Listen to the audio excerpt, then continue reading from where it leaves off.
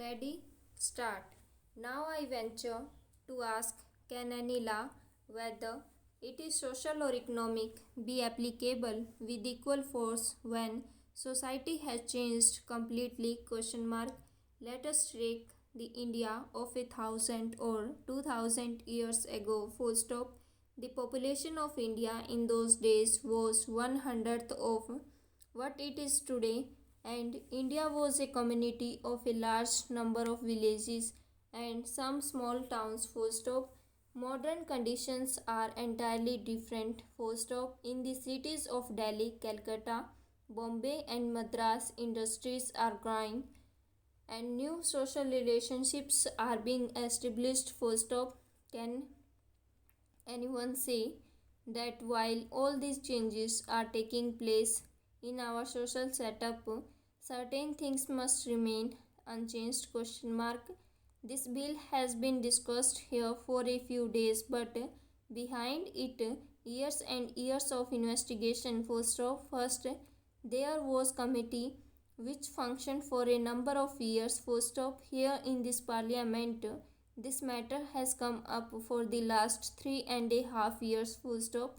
Even before this parliament came into being, bills had repeatedly been moved. Full stop. No subject, I take it, has been so much before the public and discussed so much as this particular subject of the reform of the Hindu law in regard to personal relationships. Full stop. It was right that there should have been so much opportunity given for public consideration because it is an important measure. Full stop. This morning a fact came to my notice that in the small states of Saurashtra, one of our smallest states, one of our socially advanced states, if I may say so, there is on an average one suicide a day among the women because of maladjustments in human relationships. Full stop. The figure was over 300 in a years. Full stop. You can calculate the proportion it works out to it that state. Full stop.